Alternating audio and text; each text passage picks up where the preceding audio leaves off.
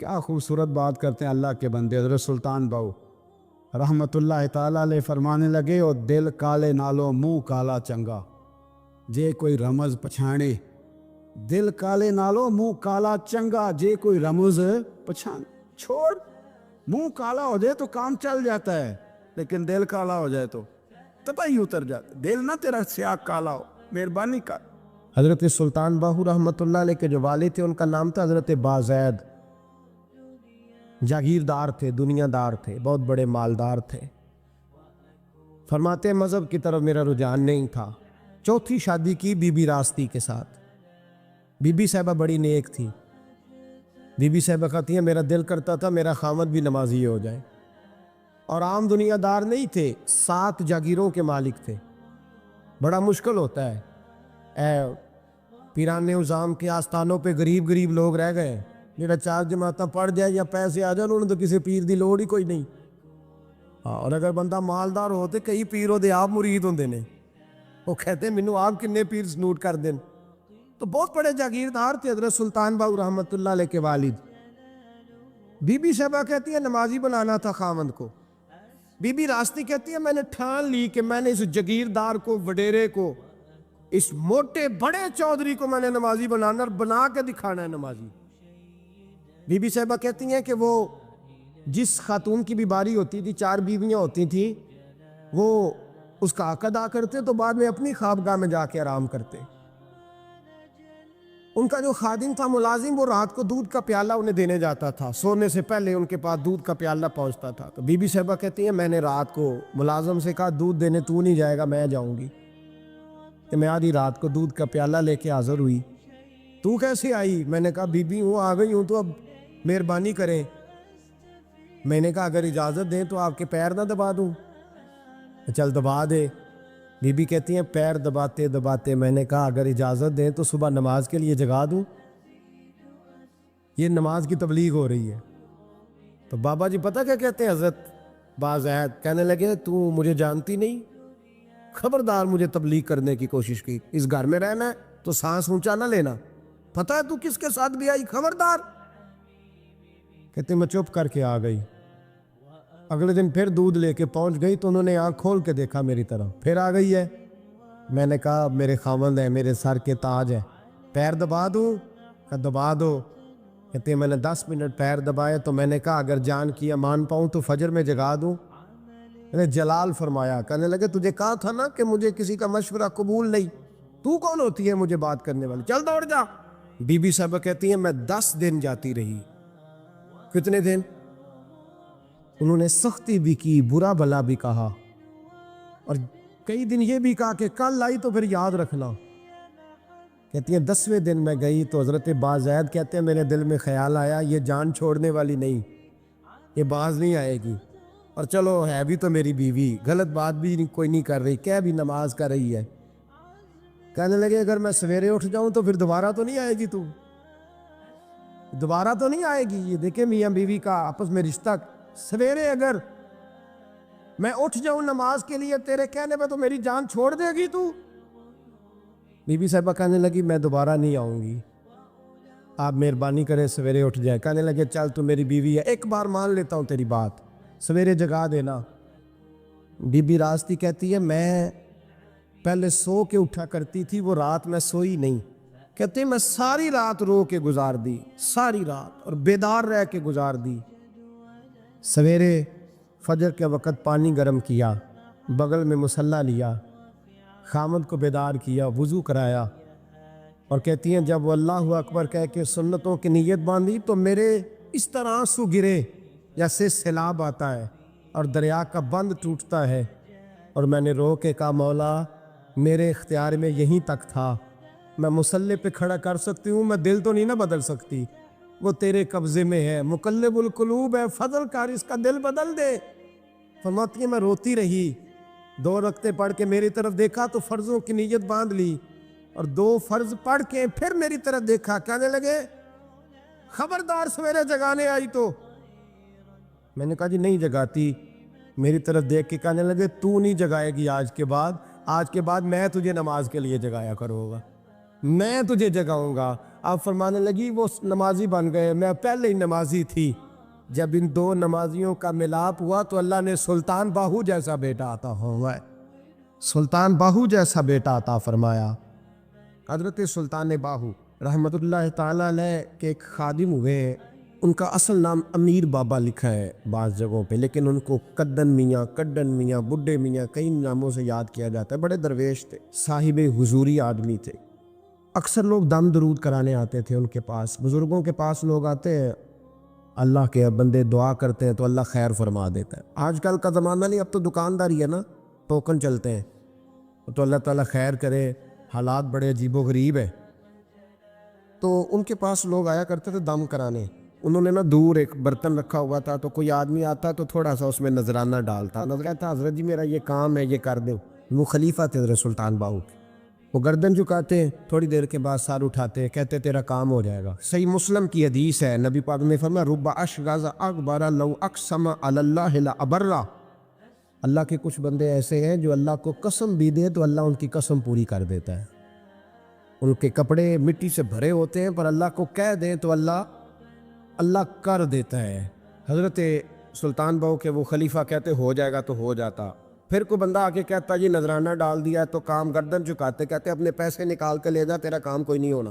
ایک دفعہ کچھ سید زادیاں آ گئیں، انہوں نے آ کے نا اس زمانے میں 100 روپیہ، سمجھ لیں کہ آج کل لاکھ روپیہ، بابا جی کے نذرانے والے گلے میں ڈالا اور آ کے کہا کہ بابا ہمارے نا ایک بچے کو سزائے موت ہو گئی اور حلفاً بتاتے ہیں کہ ناجائز پھانسی کا حکم ہوا ہے، تو تیری رب رسول کی بارگاہ تک رسائی ہے، مہربانی کا، سیدوں کا بچہ ہے، مہربانی کا۔ بابا جی نے گردن جھکائی اور کہا اپنا 100 روپیہ نکال کے لے جاؤ، مشکل ہے بچہ بچے تو میں کچھ نہیں کر سکتا۔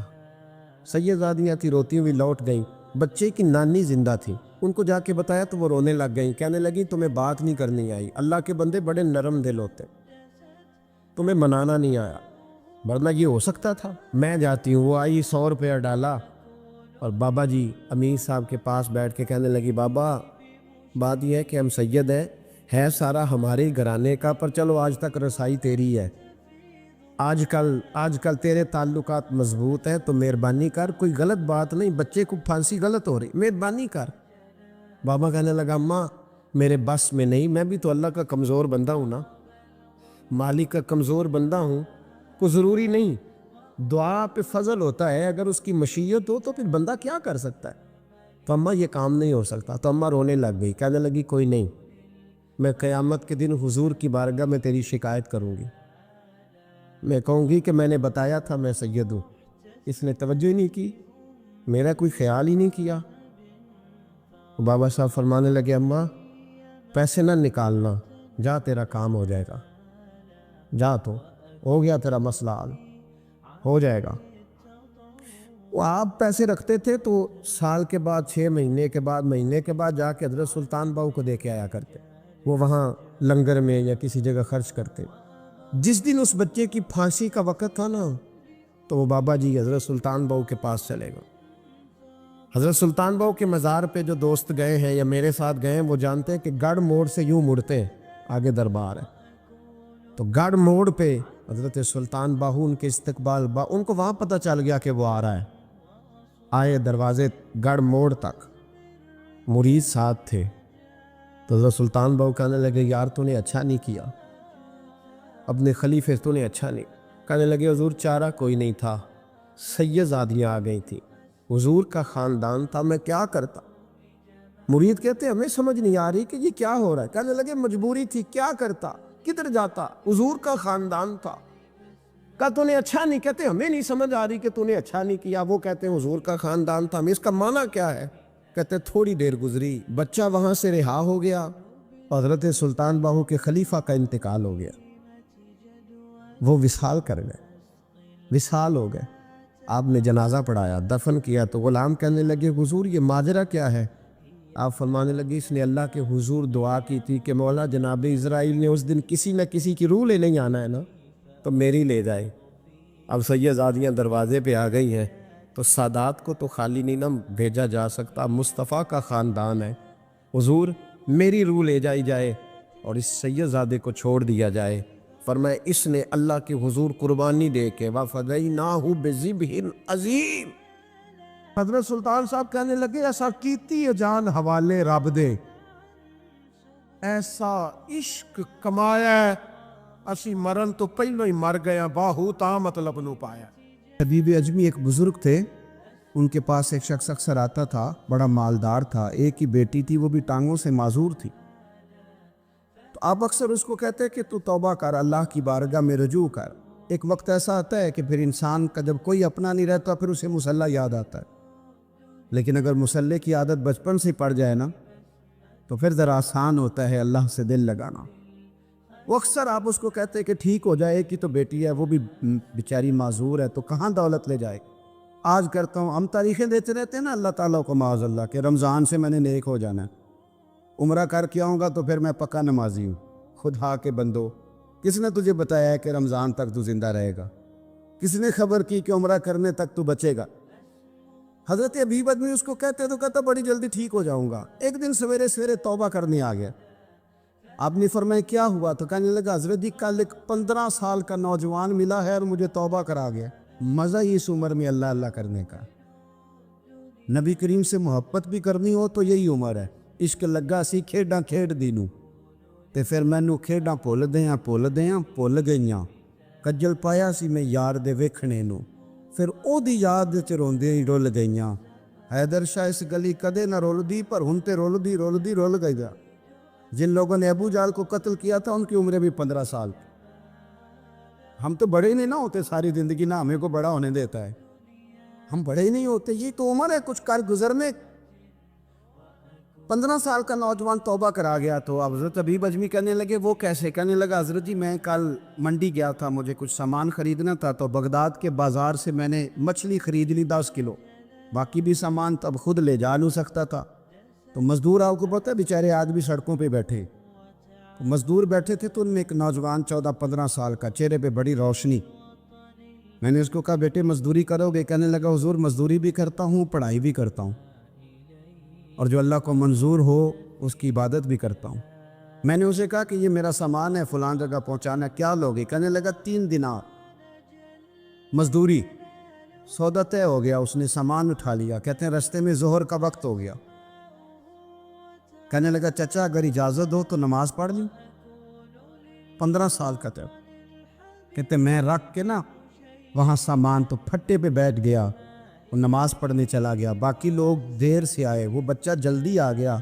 میں نے کہا بیٹے آپ جلدی آ گئے؟ کہنے لگے نفل چھوڑ دیے، اب یہی نہ سمجھ لے کہ کام چور ہے، میں بعد میں پڑھ لوں گا. کہتے ہیں وہ دوپہر کا وقت، رمضان بھی نہیں تھا. میں اس بچے کو نوجوان گھر لے گیا اور میں نے اپنی بیوی سے کہا کہ بڑا نیک ہے، نمازی ہے.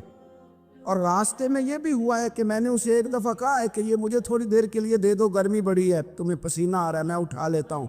کہنے لگا نہیں چچا میں رزق حلال کھاتا ہوں، اگر آپ اٹھائیں گے تو میں 3 دینار مزدوری پوری نہیں لوں گا، پھر پیسے کم کروں گا. میں نے طے کیا ہے کہ اٹھاؤں گا. تو کہتے ہیں میں نے اپنی بیوی کو بتایا تو بڑی متاثر ہوئی. کہنے لگی دوپہر کا کھانا پک گیا، اسے کو روٹی کھا لے.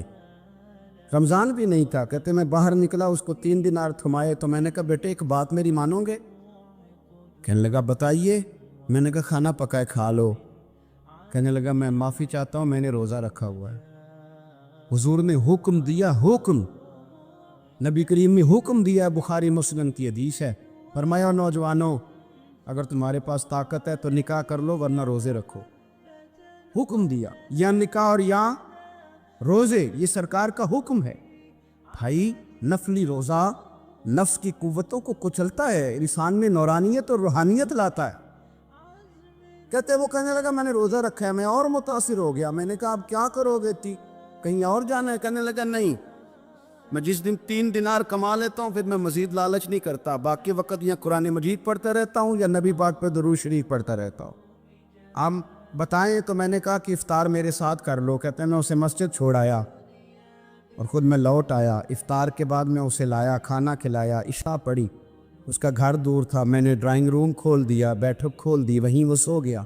میری 20 سال کی معذور بچی کبھی چل نہیں سکتی تھی، کوئی طبیب کوئی حکیم میں نے چھوڑا نہیں تھا اس کو دکھایا نہ ہو. ایک ہی بیٹی، وہ بھی معذور پیدائشی. اس کے کمرے میں گئے، میاں بیوی اسے کھانا کھلا اور بتایا بیٹے ایک نوجوان ہے، بڑا نیک ہے ہمارے گھر میں آج، بڑا پرہیزگار۔ پتہ ہے حضور نے کیا فرمایا؟ نبی کریم فرماتے ہیں جب نوجوان اٹھ کے تہجد پڑھتا ہے نا نوجوان، تو اللہ فرشتوں کے سامنے اس نوجوان پر فخر فرماتا ہے۔ اللہ فخر کرتا ہے کہ عمر دیکھو اور دیکھو یہ میری بارگاہ، اللہ فخر کرتا ہے، اللہ یعنی خدا خود میرے مجلس بود، اللہ فخر کرتا ہے۔ اب سوچیں، کون نے اپنی بیٹی کو بتایا کہ نوجوان ہے اور بڑا نیک ہے؟ تو کہتے ہیں وہ کھانا کھلا کے ہم واپس آ گئے، آدھی رات کا وقت ہوا تو دروازے پہ دستک ہوئی، بچی اپنے کمرے میں سو رہی تھی، ہم اپنے کمرے میں، وہ بیٹھک میں، گھبرا کے اٹھے کہ اس وقت کون ہے دروازے پہ؟ تو بیٹی کہنے لگی ابا دروازہ تو کھولنا۔ کہتے ہیں دروازہ کھولا تو 20 سال ہو گئے تھے بیٹی کو، کبھی اس نے چل کے نہیں دکھایا تھا، کبھی دوڑ کے ادھر جاتی، کبھی ادھر آتی، کہتی ہے الحمدللہ اللہ نے میری ٹانگیں ٹھیک کر دی۔ ہم دونوں رونے لگے، اے اللہ تو کتنا کریم ہے، کیسے ہوا بیٹے سارا کچھ؟ بیٹی کہنے لگی ابا آپ نے کہا تھا نا کہ نیک نوجوان آیا ہے، تو میرے دل میں خیال آیا اللہ اگر واقعی نیک ہے تو اس کے صدقے مجھے شفا ہی دے دے۔ یا ایھا الذین آمنوا اتقوا اللہ وابتغوا الیہ الوسیلہ۔ تو کہنے لگی ابھی میری دعا بھی پوری نہیں ہوئی تو رب کریم نے فضل کیا ہے اور مجھے شفا عطا کر دی۔ کہتے ہم دوڑ کے اس کے کمرے میں گئے اور جب ہم نے ہاتھ رکھا تو دروازہ پہلے سے کھلا تھا، ایک خط چھوڑ گیا تھا۔ آج کل کے پیر کی کرامت ہوتی تو فیس بک پہ دے دیتا، باقیوں کو بھی ذرا پتہ چلے۔ کہتے ہیں وہ خط چھوڑ گیا اپنے بستر پہ کہ اگر تم لوگوں کو مجھ سے محبت ہو گئی ہے تو میرے پیچھے نہ دوڑنا، اس رب کی بارگاہ میں جھکنا جس رب نے میرے اوپر بھی فضل فرمایا ہے اور آپ پر بھی کرم فرمایا ہے۔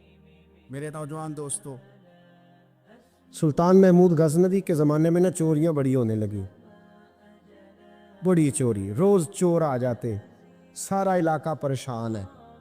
چور تھے 4، جس گھر میں بھی آتے پیروں کے نشان ملتے 4 لوگوں کے، 4 چور ہیں پکڑے، بڑی دوڑ لگی، پولیس فوج، چور نہیں پکڑے جاتے۔ سلطان محمود غزنوی کہنے لگے تم سے نہیں پکڑے جائیں گے، میں ہی پکڑوں گا۔ کیا کروں گا بولیے گا ذرا؟ میں پکڑ کے لاتا ہوں۔ کہا جناب کیسے؟ فرمانے لگے دیکھ لو پکڑتا ہوں۔ سلطان محمود غزنوی نے نقاب ڈالا چہرے پہ، پرانے کپڑے پہنے، بازار میں نکل گئے، 4 چور کھڑے تھے سامنے۔ سلطان کو دیکھا تو دوڑنے لگے، آپ فرمانے لگے دوڑو نا، انا بشر مثلکم، میں بھی تمہارے جیسا ہی ہوں، میں بھی لباس آدمی پہنا جہان آدمی سمجھا۔ وہ مزمل بن کے آئے تھے، تجلی بن کے نکلیں گے۔ لباس آدمی پہنا جہان آدمی سمجھا، مزمل بن کے آئے تھے، تجلی نہ حلیم بید کھلا ہے یہ، نہ مقام چونو چرا ہے یہ، تو خدا سے پوچھ وہ کون تھے تیری عظمتیں جو بڑھا گئے۔ سلطان کہنے لگے انا بشر مثلکم، نہ ڈرو میں تمہاری طرح کا ہی ہوں۔ ان بیوقوفوں نے سمجھا شاید چور ہے، کہا نا میں تمہاری طرح کا ہوں۔ انہوں نے کیا سمجھا؟ شاید لباس آدمی پہنا جہان آدمی، شاید چور ہے۔ انہوں نے کہا چلو جی طاق اداد ہو گئے، پہلے 4 تھے اب بیٹھ گئے، بات چیت ہونے لگی۔ سلطان کہنے لگے یار چور ہو تم بھی، چوریاں کرتے ہو، تو کتنی چوریاں آج تک کر لی ہیں؟ کہنے لگے بڑی کی ہیں یار، لیکن کوئی نہیں، تھوڑے سے پیسے ہوتے ہیں، 2-4 دن میں ختم ہو جاتے ہیں۔ سلطان کہنے لگا چلو یہ تو بتاؤ کہ کوالٹی بھی ہے تمہارے اندر؟ ایک شخص کہنے لگا جی میرے اندر کوالٹی ہے، جانور بولے تو اس کی بولی سن کے بتا دیتا ہوں کہ یہ کیا کہہ رہا۔ دوسرے سے پوچھا تو بھائی؟ کہنے لگا جی میرے اندر کوالٹی ہے کہ جتنی مرضی اونچی دیوار ہو، رستہ کوئی نہ ہو، میرا کام ہے چڑھ جانا۔ تیسرے سے پوچھا تو بتا؟ کہنے لگا میری خوبی یہ ہے کہ میں سونگ کے بتا دیتا ہوں پیسے کہاں رکھے ہوئے ہیں۔ سلطان مسکرا کے کہنے لگے ساری چوروں والی کوالٹی ہے، پکے چور ہے، چوروں والی کوالٹی ہے ساری تمہارے اندر۔ خیر چوتھے سے پوچھا تو بتا؟ کہنے لگا جی میری کوالٹی یہ ہے کہ جس کو رات کے اندھیرے میں نقاب میں دیکھ لوں، سویرے پہچان لیتا ہوں بندہ کون تھا۔ چھپا ہوا دیکھوں گا پر سویرے مجھے اندھیرا ہوگا، نقاب ہوگا، پر میں سویرے پہچان لوں گا۔ سلطان سے کہنے لگے ہم نے تو بتا دی، آپ بھی بتائیں۔ تو سلطان محمود کہنے لگے میری کوالٹی یہ ہے کہ بندہ پھانسی لگنے لگے، میں داڑھی ہلاؤں تو پھانسی سے اتر جائے گا۔ پھانسی لگنے لگے میرا کام ہے داڑھی ہلانا، اور بندہ پھانسی سے فارغ۔ میں نے کہا کیا بات ہے؟ کہتے ایڈریس سب کے لے لیے۔ سلطان کہنے لگا یار تھک گئے، چوری ککھ دی دی تے چوری لکھ دی دی، تو آج بادشاہ کا گھر نہ لوٹے۔ روز جو تھوڑی تھوڑی کرتے ہیں تو بڑا ہاتھ مارتے ہیں، کچھ ہاتھ تو آئے نا۔ وہ کہنے لگے یار تو بڑا دلیر چور ہے، پہلے دن آیا اتنی دلیری، کہنے لگے چلو آج سلطان کا گھر لوٹتے۔ چلے مامون غزنوی کے گھر کی طرف، جب پہنچے نا دروازے پہ تو کتا بھونکنے لگا۔ جو کہتا تھا نا میں پہچان لیتا ہوں، وہ کہنے لگا کتا کہہ رہا ہے تمہارے اندر ایک بادشاہ بھی ہے، بادشاہ ہے۔ وہ باقی تین کہنے لگے عجیب بیوقوف ہے، ہم تو ایک جیسے ہیں سارے۔ وہ نے کہا نہیں انا بشر مثلکم، تو پاگل ہے، آج تجھے غلطی لگ گئی۔ دیوار بڑی اونچی تھی، وہ جو کہتا تھا نا چڑھ جاتا ہوں وہ چڑھ گیا، رسا پھینکا باقی بھی چڑھ گئے۔ وہ جو کہتا تھا سوں کے بتا دیتا ہوں، اس نے بتا دیا کہ اس کمرے میں خزانہ ہے۔ لوٹا، نیچے آئے، اس کو ایک جگہ پہ لے کے بیٹھے بانٹنے کے لیے۔ سلطان کہنے لگے بیوقوف ہو، کوئی معمولی گھر نہیں لوٹا، بادشاہ کا گھر لوٹا ہے۔ سویرے گلی گلی پولیس دوڑے گی، فوجی دوڑیں گے، ایک سوئی بھی پکڑی گئی تو پکڑے جائیں گے، خزانہ زمین میں دبا دو، بات ٹھنڈی ہوگی تو آ کے اس کو اکھیڑیں گے، بانٹ لیں گے۔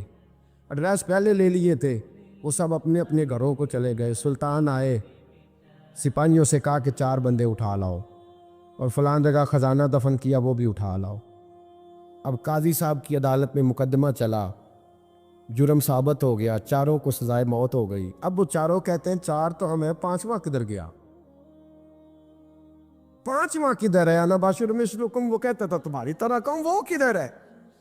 جس دن پھانسی لگنی تھی نا، توجہ ہے آپ کی، جس دن پھانسی لگنی تھی محمود غزنوی نے کہا کہ پھانسی لگتے وقت پہلے مجھے ملا لینا۔ وہ جب گار جا رہے تھے نا وہاں پھانسی لگنے کے کمرے میں، تو حکم تھا محمود کا، اب ان کو آئے لے کے چاروں محمود غزنوی کے پاس۔ تو رات کو تو نقاب میں دیکھا تھا، اندھیرے میں دیکھا تھا، وہ جو کہتا تھا نا پہچان لیتا ہوں، وہ آگے بڑھا، کہنے لگا حضرت جی پھانسی لگنے لگی ہے، ذرا داڑھی تو ہلا دیں، مہربانی تو فرمائے، لگنے لگی ہے پھانسی، مہربانی کرے، مرنے لگے ہیں۔ سلطان محمود کہنے لگے ان کو پھانسی، بس وہ داڑھی ہلی، پھانسی گئی۔ محمود غزنوی نے کہا چوری نہ کرو، دربار میں آ جاؤ، نوکری پہ بیٹھو، جو تنخواہ کہتے ہو دیتا ہوں، چوریاں چھوڑ دو۔ چوریاں بھی چھوڑ دی، بندے بھی بن گئے۔ محمود غزنوی نے بازو تھاما اور اپنے پیر حضرت ابو الحسن خرقانی کے پاس لے گئے، بیعت بھی کرایا، اللہ اللہ بھی سکھائی، ولی بھی بن گئے۔ اب اللہ ابو نور صاحب علیہ رحمہ فرماتے ہیں بس یہی بات ہے، ولی اندر ہی پھرتے رہتے ہیں، اندر ہی گھومتے رہتے ہیں، لوگ سمجھتے ہیں ہمارے جیسے ہی ہیں، بس تعلق ٹھیک رکھنا، قیامت میں پھانسی لگنے لگے گی، ان کی داڑھی ہلے گی، اللہ نجات عطا فرما دے گا۔ دل بے چین اس لیے رہتے ہیں کہ یہ جو پیاس اور جو طلب کرتے ہیں وہ ہم انہیں پہنچاتے نہیں۔ دل بے قرار اس لیے رہتے ہیں کہ یہ رب رسول کی محبت سے ٹھنڈے ہو، ہم ادھر ادھر کی چاہتے لیے پھرتے ہیں۔ ان کے اندر بے قراری اس لیے ہے کہ ہم نے امیدیں لوگوں سے وابستہ کر لی ہیں، جو لوگوں سے نہیں کرنی چاہیے تھی، اللہ رسول سے کرنی چاہیے۔ ہم نے اسباب کو اختیار کرنا ہے، بھروسہ اسباب پر نہیں، بھروسہ تو اللہ تعالیٰ پہ کرنا ہے۔ تو جب تک دیکھیں نا قرآن مجید نے کیا کہا، قرآن مجید نے کہا والذین آمنوا اشد حبا للہ،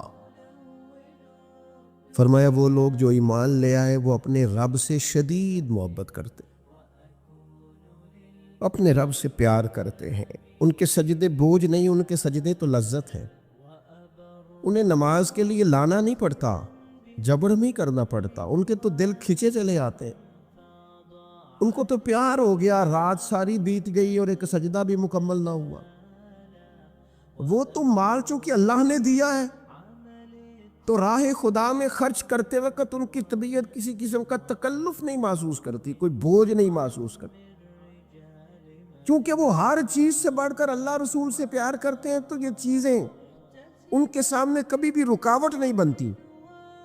اور دل میں سب سے زیادہ محبت اللہ کی، اور جہاں تک تعلق ہے میرے رسول پاک کا، اللہ کریم نے فرمایا النبی اولیٰ بالمؤمنین من انفسہم، فرمایا یہ جو نبی ہے نا یہ تو مومنوں سے ان کی جانوں سے بھی زیادہ قریب ہے، تو ہر وقت دل کی دھڑکنوں میں، روح کی ٹھنڈک میں، قلب میں، دل میں، روح میں، ذہن میں جو چیز ہر وقت سمائی ہے نا مومنوں کے، وہ رسول پاک کی ذات ہے۔ اگر رات ساری بندہ یہی سوچتا رہے کہ سویرے یار کس طرح کام چلانا ہے، پیسے کیسے آئیں گے، جو میرے پاس 2 لاکھ ہے اسے 6 کیسے کرنا ہے، اور یہ 6 ہے یہ 12 کیسے ہو سکتا ہے، اور جناب یہ دنیا میری کیسے آگے بڑھ سکتی ہے، اور یہ جو پلاٹ پڑا ہے نا میرے گھر کے بالکل سامنے کیسے کوئی چکر چلے کہ میرا ہو جائے، گاڑی ہے ذرا چھوٹے ٹائروں والی بڑے ٹائروں والی کیسے آ سکتی ہے۔ اگر 24 گھنٹے منصوبہ بندی دنیا حاصل کرنے سے دین منع تھوڑا کرتا ہے۔ حضور نے تو فرمایا محنت کر کے کمائی کرنے والا اللہ کا دوست ہے، منع نہیں ہے، لیکن ہر وقت اسی گنتی میں رہنا، اسی کے شمار میں رہنا، الجھ جانا، اور جو اصل چیز تھی اس کو چھوڑ جانا۔ ہم نا نیکی کرتے ہیں، مومن ہوتے ہیں، لیکن اس کی لذت نہیں پاتے۔ یعنی اگر نماز پڑھ کے بھی بندہ قرار نہ حاصل کرے، اگر وہ خیرات کر کے بھی اس کی ٹھنڈک نہ محسوس کرے، مسجد آ کے محفل کرا کے محفل میں بیٹھ کے پھر بھی اس سے کوئی روحانیت نہ پا سکے، اس نے 20 علماء سنے، اس نے درجنوں خطباء سنے، اس نے ساری زندگی گزار دی، لیکن اس کے دل کی کیفیت ہی نہ بدلی، وہ لذت خاص ہی اسے نصیب نہ ہو، تو پھر اسے سوچنا چاہیے نا کہ دل میں نا اللہ تعالیٰ نے نا ہر چیز 2 بنائی ہے، ہونٹ 2، آنکھیں 2، کان 2، ہاتھ 2، پیر، دل اللہ نے ایک ہی بنایا۔ یہ نہیں ہو سکتا کہ چلو ایک طرف مجھے رکھ لو ایک طرف کسی اور کو رکھ لو، دل ہی ایک بنایا ہے۔ وہ کہتا ہے بس دل ایک ہے تو رب رسول ہی رہیں گے، اس میں ادھر ادھر کی چاہتے نہ لے آنا، جب تک دل کے اندر پوری طور پر اللہ رسول کی، بخاری مسلم میں حدیث ہے، نبی پاک علیہ الصلوۃ والسلام نے فرمایا اگر تم چاہتے ہو نا تمہیں ایمان کی لذت نصیب ہو، آپ زیادہ غور کریں میری بات پر، ایک ہے کھانا، ایک ہے مزیدار کھانا، ایک ہے مومن ہونا اور ایک ہے مومن ہونے کا مزہ آنا، لذت نصیب ہونا کہ میں صاحب ایمان ہوں۔ فرمایا اگر تم چاہتے ہو کہ تمہیں ایمان کی لذت نصیب ہو، یہ حدیث آپ نے بھولنی نہیں، بخاری مسلم میں، اگر چاہتے ہو کہ ایمان کی لذت نصیب ہو تو 3 کام کرو۔ یا رسول اللہ صلی اللہ تعالی علیہ وسلم کون کون سے؟ حضور فرمانے لگے پہلا کام یہ کرو کہ ہر چیز سے بڑھ کر اللہ رسول سے محبت کرو۔ غور کر لینا، یہ جو جھوٹی انا کے بت بنائے ہوئے نا، میری عزت، میری برادری، میری افسری، میرا قبیلہ، میری کرسی، یہ غور کر لینا کہ کرسیاں زیادہ پیاری ہیں، اقتدار زیادہ پیارا ہے کہ اللہ رسول؟ ایک طرف رسول اللہ کی شریعت اور ایک طرف تیری برادری کے رسم و رواج، لیکن شادی والے دن رسم و رواج جیت گئے، کدھر گئی تیری محبت رسول؟ وہ صرف محفل والے دن تھی، ربیع الاول شریف میں تھی۔ ہم تو دیندار سمجھتے ہی اس کو ہیں جس کے گھر میں شادی ہو تو پتہ چلتا ہے کتنا دیندار ہے، محفل میں تو سارے دیندار ہوتے ہیں، یہ تو پتہ ہی تب چلتا ہے جب کسی کا انتقال ہو جائے نا، گھر میں کوئی خوشی آئے کہ اب یہ کتنا دیندار ہے، اب پتہ چلے گا۔ مسجد میں تو سارے دیندار ہیں۔ فرمایا اگر چاہتے ہو کہ لذت ایمان نصیب ہو تو ہر چیز سے بڑھ کر اللہ رسول سے پیار کرو، اور دوسرا فرمایا جس سے بھی پیار کرو نا اللہ رسول کی رضا کے لیے کرو، شکریہ کا تکلف بھی چھوڑ دو، وہ میرا احسان مانے گا یہ بھی چھوڑ دو، میری تعریف کرے گا یہ بھی چھوڑ دو، فقط اللہ رسول کی رضا کے لیے رشتے بنانے شروع کرو، مومن ہونے کا مزہ آئے گا۔ جتنے ہم شکوے کرتے ہیں نا رشتہ داروں کے، بھائیوں کے، قبیلوں کے، برادریوں کے، یہ سارے ختم ہو جائے اگر ہم محبت اللہ رسول کی وجہ سے کرنی شروع کر دیں۔ اگر بنیاد اللہ رسول کی رضا ہو تو ہماری طبیعتوں میں کسی کے لیے نفرت پیدا نہ ہو، بے ادبی پیدا نہ ہو، کوئی ایسا ماحول نہ ہے۔ کیوں کہ ہم ڈائریکٹ پیار ہی نہیں کرتے، ہم جس سے بھی پیار کرتے ہیں درمیان میں رب رسول کو رکھ کے کرتے ہیں۔ اور حضور فرماتے ہیں قیامت کے دن رب اعلان کرے گا، اللہ فرمائے گا وہ کہاں ہیں جو دنیا میں میری رضا کے لیے آپس میں پیار کرتے تھے؟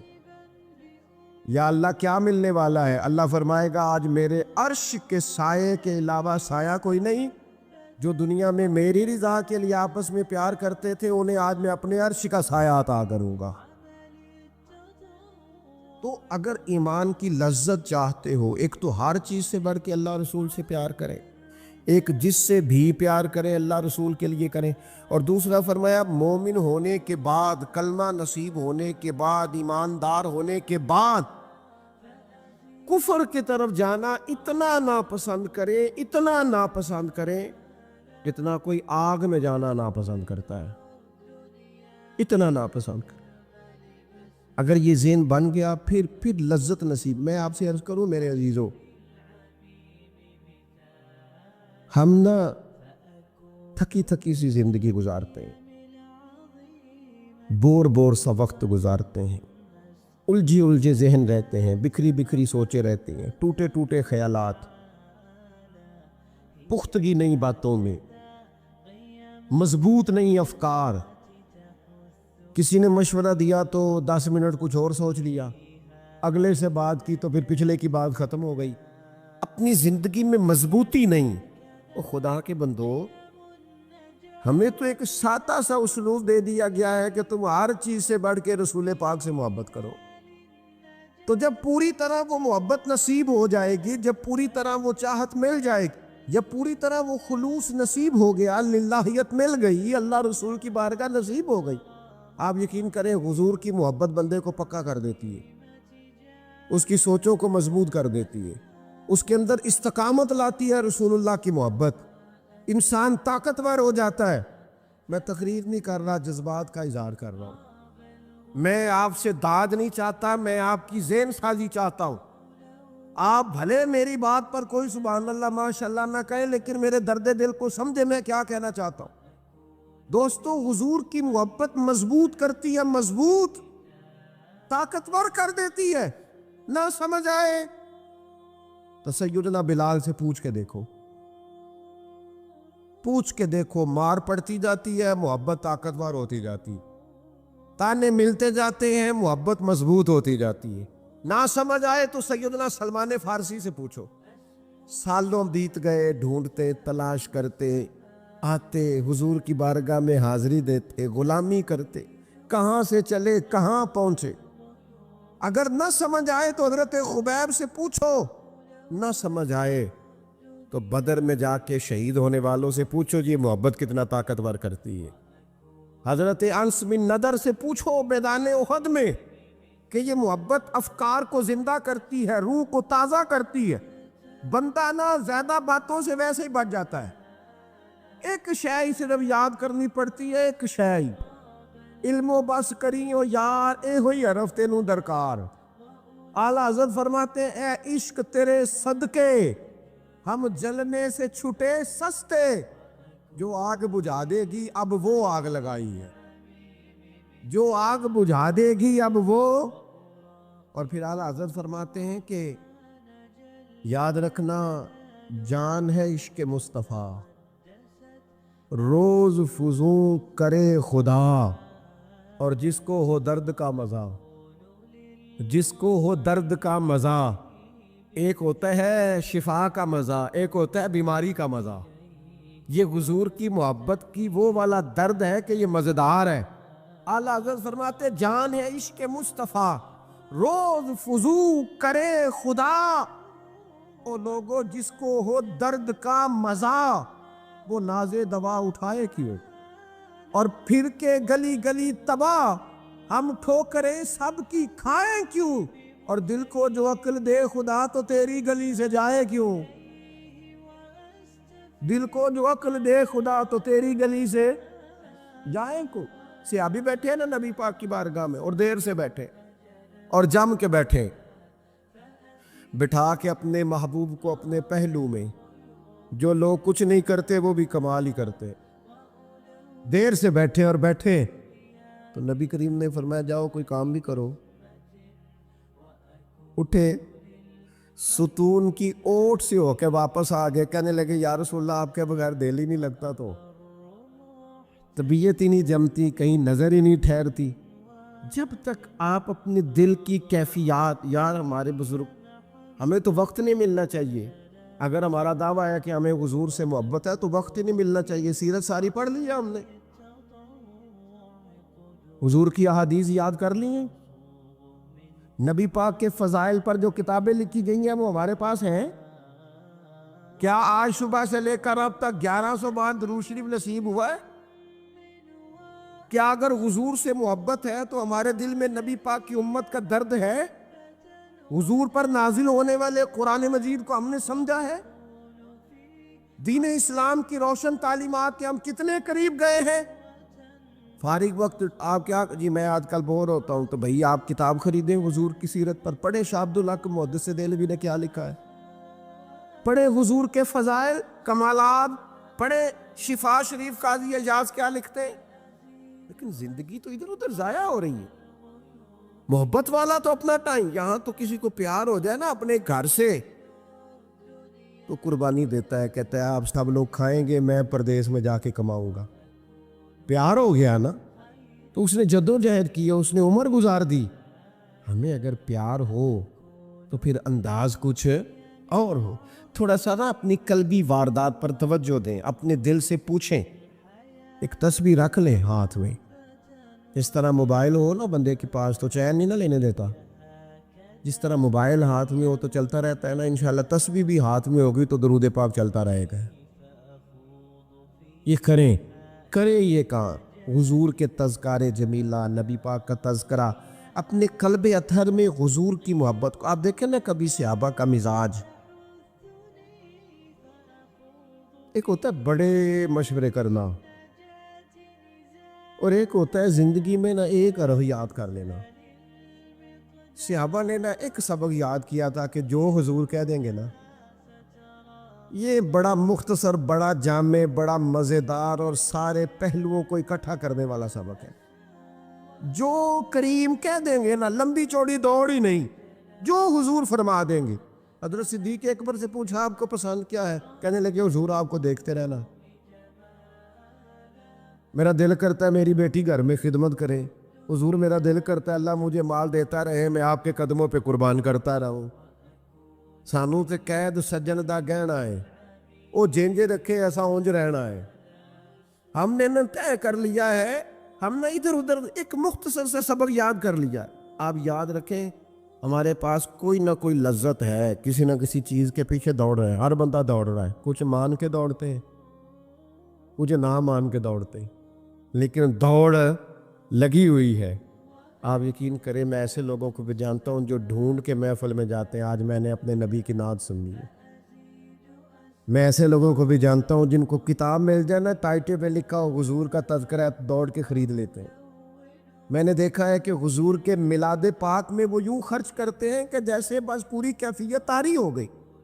نبی پاک کی نسبت جہاں نظر آئی, حضور کے اصحاب کی بات آئی یا اولاد کی بات آئی, امت کے اولیاء کی بات آئی یا علماء کی بات آئی, دین کے طلباء جو مدرسوں میں پڑھتے ہیں ان کی بات, جہاں جہاں ذکر آیا. ہم نے نہ کبھی قطرے پہ غور کیا اور نہ دریا دیکھا, بس جہاں تیری جھلک دیکھی وہیں ڈوب گئے.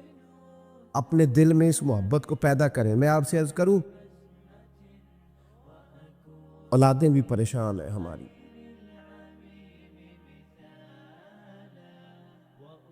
ہم نے بچوں کو پیسے دیے ہیں, ٹائم نہیں دیا.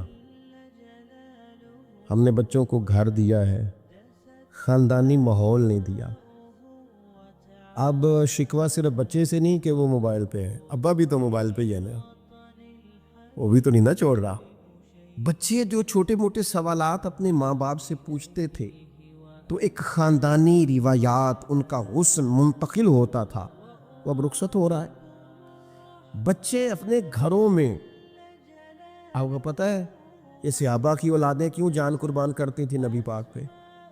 انہوں نے گھر میں جو دیکھا تھا نا اپنے ماں باپ کو کرتے, تو وہ تیار تھے. ایک سے ایک بڑھ کر تھا. حضرت عمر بن جموح جنگ میں آئے تو چاروں بیٹوں سمیت آئے, اولادیں ساتھ آئیں ان کی. کیوں؟ انہوں نے اپنے بچوں کو وقت دیا، ٹائم دیا، ان کی تربیت کی. دیکھیں ایک ہے میں تقریر کروں، تقریر سے بھی بچے سیکھیں گے. ایک ہے کہ جو ان کا باپ کرتا ہے. میں اکثر ایک مثال دیتا ہوں، میں کہتا ہوں کہ کئی دفعہ گھر میں نا اماں کہتی پتر چپ کر جا، تیرا ابا آج کل پریشان ہے، ناراض ہو جائے گا، چپ کر، ابھی بات نہ کرنا، کاروباری ٹینشن چل رہی ہے. ہوتا ہے کہ نہیں؟ پتر آج نہ بات کرنا، آج تیرے ابا جی کا موڈ نہیں ٹھیک، ہوتا ہے نا.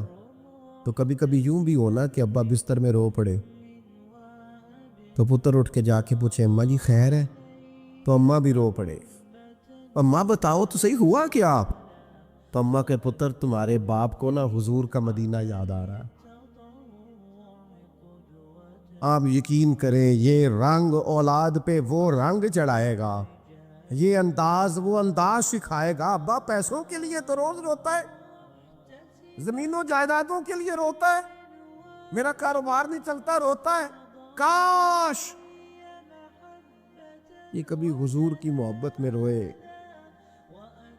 یہ کبھی اس درد سے تڑپے، کبھی اس کی وہ کیفیت بنے. تو بچے کو کہنا نہیں پڑے گا، اپنوں کے تو آنسو دیکھ کے بندے کے آنسو آ جاتے ہیں.